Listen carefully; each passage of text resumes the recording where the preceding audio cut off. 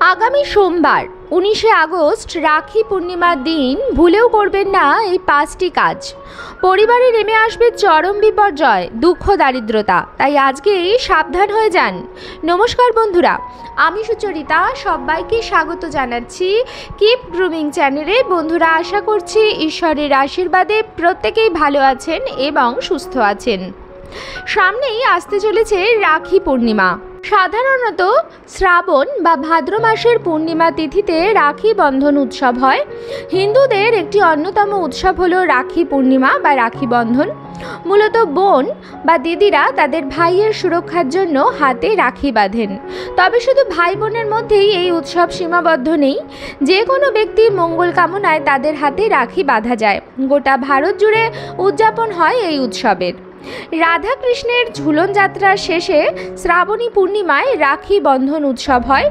এবছরও অর্থাৎ 2024 সালে একই দিনে ঝুলন যাত্রার সমাপ্তি ও রাখি পূর্ণিমা।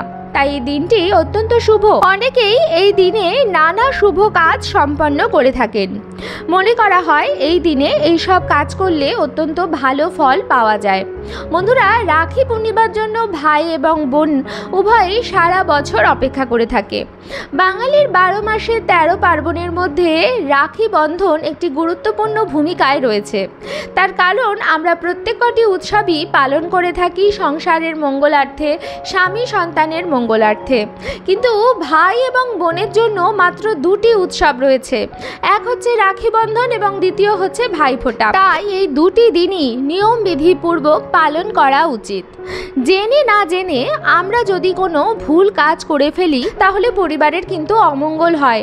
বিশেষ করে ভাইয়ের মঙ্গলার্থে বোনেরা এদিন উপবাস রাখেন এবং ভাইয়ের হাতে মঙ্গল ধাগা রাখি রূপে বেঁধে দেন এবং ভাইরাও প্রতিশ্রুতিবদ্ধ হয় বোনদের রক্ষা করার।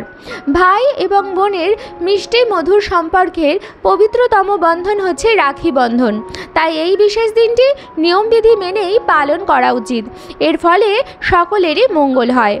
আজকের পর্বে আমি আপনাদের সঙ্গে শেয়ার করব রাখি পূর্ণিমা তিথিতে কোন 5টি কাজ আপনারা ভুলেও করবেন না। তাই আমার সকল দর্শক বন্ধুদের অনুরোধ করব যে আজকের এই ভিডিওটি একদমই স্কিপ না করে সম্পূর্ণ দেখবেন এবং দেখার পর যদি ভালো লাগে তাহলে অবশ্যই কিন্তু একটি লাইক করবেন, কমেন্টসে লিখবেন জয় মা লক্ষ্মীর জয় এবং বন্ধুরা অবশ্যই ভিডিওটি শেয়ার করবেন আপনাদের নিকট আত্মীয় স্বজন এবং বন্ধু বান্ধবদের সাথে। চলুন বন্ধুরা, আসা যাক মূল পর্বে। এই বছর রাখি পূর্ণিমা পড়েছে বাংলার 2রা ভাদ্র 1431, ইংরাজির 19শে আগস্ট 2024 সোমবার দিন। পূর্ণিমা লাগছে রোববার রাত্রি 2:37 থেকে এবং থাকবে সোমবার রাত্রি 12:44 পর্যন্ত। প্রথম যে কাজটি রাখি পূর্ণিমার দিনে ভুলেও করবেন না সেটি হচ্ছে কোনো রকম আমিষ জাতীয় খাবার গ্রহণ করবেন না। রাখি বন্ধন উৎসবটি হয় পূর্ণিমা তিথিতে। এই পূর্ণিমা তিথিটির সনাতন ধর্মে আছে বিশেষ গুরুত্ব।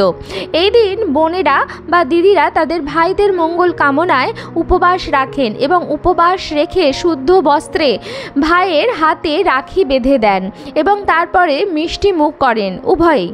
কিন্তু এই দিনে উপবাস ভঙ্গ হয়ে যাওয়ার পরও কোনো রকম আমিষ জাতীয় জিনিস গ্রহণ করবেন না। এদিন দিদিরা ভাইদের জন্য নিজের হাতে রান্না করে ভাইয়ের পছন্দের খাবার রান্না করে পরিবেশন করেন। কিন্তু বন্ধুরা, চেষ্টা করবেন নিরামিষ আহারই গ্রহণ করতে, কারণ পূর্ণিমা তিথির যে মাহাত্ম্য আছে তাতে প্রথমেই থাকে যে আমিষ জাতীয় খাবার বর্জন করতে হয়। আমিষ জাতীয় খাবার পূর্ণিমা তিথিতে গ্রহণ করলে জীবনে দুঃখ বাড়ে, দারিদ্রতা আসে। তাই বন্ধুরা, ভুলেও এই রাখি পূর্ণিমা তিথিতে আমিষ জাতীয় খাবার গ্রহণ করবেন না বা নিজে রেঁধে ভাইকেও খেতে দেবেন না। দ্বিতীয় এবং সবথেকে গুরুত্বপূর্ণ যে জিনিসটি সেটি হচ্ছে, যেটা অনেকেই করে ফেলেন, ভুল রাখি কিনে ফেলবেন না। আসলে এমন অনেক রাখি বাজারে পাওয়া যায় যেগুলি ভাইদেরকে বাঁধা একেবারেই উচিত নয়। বিশেষ করে চায়না থেকে যে সমস্ত রাখিগুলি আসে সেগুলি দেখতে খুবই সুন্দর হয়, কিন্তু সেগুলি সাধারণত প্লাস্টিক দিয়ে তৈরি হয়। প্লাস্টিক দিয়ে বানানো রাখি ভাইয়ের হাতে বাঁধবেন না। জ্যোতিষাচার্যদের মতে এই ধরনের রাখি অত্যন্ত অশুভ। রেশম বা সুতির তৈরি রাখি ব্যবহার করা শুভ বলে মনে করা হয়। এই ধরনের রাখি বাঁধলে ভাইদের খ্যাতি বাড়ে। তাই যদি আপনি এখন আজকেই ভাই বা দাদার জন্য রাখি কেনার কথা ভাবেন, তাহলে কিন্তু বিশেষভাবে সুতির তৈরি রাখি বা রেশমের ধাগার তৈরি রাখি কিনবেন। কখনোই প্লাস্টিকের তৈরি বা এমন কোনো জিনিস দিয়ে তৈরি যেটি আর্টিফিশিয়াল জিনিস, এরকম জিনিস দিয়ে তৈরি করা রাখি বা চীন থেকে আসা রাখি কিনবেন না। এগুলি হাতে বাঁধা একেবারেই ভালো না। তৃতীয় যে জিনিসটি রাখি পূর্ণিমার দিনে ভুলেও করবেন না, সেটি হচ্ছে উপহার দেওয়ার সময় বিশেষভাবে খেয়াল রাখবেন যে কালো রঙের বস্ত্র কিন্তু উপহার হিসাবে দেবেন না। উপহার বিনিময় রাখি বন্ধনের একটি অত্যন্ত গুরুত্বপূর্ণ অংশ। ভাই বোনেরা উভয়কেই উপহার দিয়ে থাকেন এবং উপহার বিনিময়ের মধ্যে প্রথমেই আসে বস্ত্র। অনেকেই বস্ত্র দিতে পছন্দ করেন, যেটা অত্যন্ত ভালো, কিন্তু বস্ত্র দেওয়ার ক্ষেত্রে একটি জিনিস খেয়াল রাখবেন যে কালো রঙের বস্ত্র কিন্তু উপহার হিসাবে ভাই বোনকে বা বোন ভাইকে কখনোই দেবেন না। দেবেন না কোনো কাচের জিনিস, অর্থাৎ যেটা ক্ষণস্থায়ী ভঙ্গুর। দেবেন না কোনো লোহার জিনিস বা কোনো ধারালো জিনিস, যেমন ছুরি কাঁচি বা যে জিনিসের ধার আছে এরকম কোনো জিনিস। দেবেন না কোনো প্লাস্টিকের জিনিস। বন্ধুরা, এই ছোট ছোট বিষয়গুলো মাথায় অবশ্যই রাখবেন। চতুর্থ হচ্ছে শুদ্ধ না হয়ে রাখি বাঁধবেন না। ভাই এবং বোন উভয়ই স্নান সেরে শুদ্ধ বা নতুন বস্ত্র পরে তারপরেই রাখি বন্ধন উৎসব পালন করবেন। ভাইরা পূর্ব দিকে মুখ করে বসবেন এবং বোনেরা পশ্চিম দিকে মুখ করে বসে হাতে রাখি বাঁধবেন। বোন বা দিদিরা রাখি বাঁধা না হওয়া পর্যন্ত উপবাস রাখবেন। ভাইদের মঙ্গলার্থে এদিন দিদি বা বোনেরা উপবাস রাখেন। অনেক ক্ষেত্রে দেখা যায় যে ভাই বা দাদারাও বোন উপবাস করে আছে বলে তারাও উপবাস করে থাকেন। উপবাস করেই রাখি পরতে হয় বা পরাতে হয়। এর ফলেই জিনিসটির সার্থকতা পায়।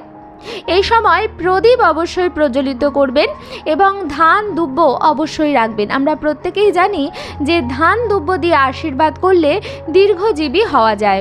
তাই যদি আপনি ছোট ভাইকে রাখি পরান, তাহলে তার মাথায় ধান দুব্য দিতে কিন্তু ভুলবেন না।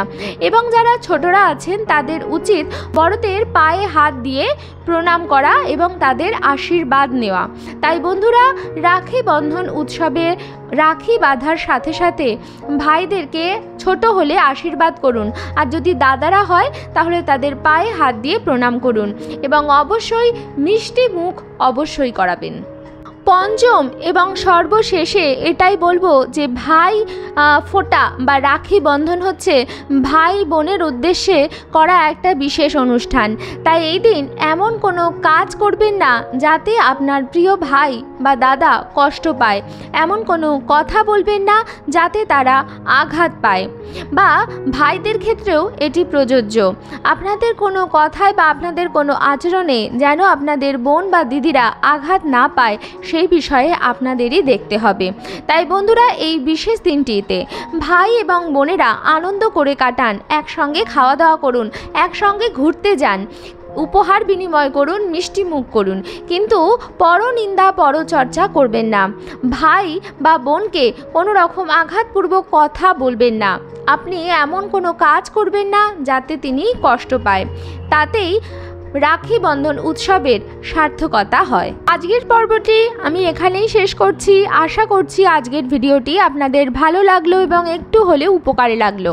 ভিডিওটি ভালো লাগলে অবশ্যই কিন্তু লাইক, কমেন্টস এবং শেয়ার করবেন বন্ধুরা। আর যদি চ্যানেলে নতুন হন তাহলে অবশ্যই চ্যানেলটিকে সাবস্ক্রাইব করে আমার সাথে থাকবেন। দেখা হবে কিপ গ্রুমিংয়ের নতুন আরও একটি পর্ব নিয়ে। সবাই খুব ভালো থাকবেন, সুস্থ থাকবেন।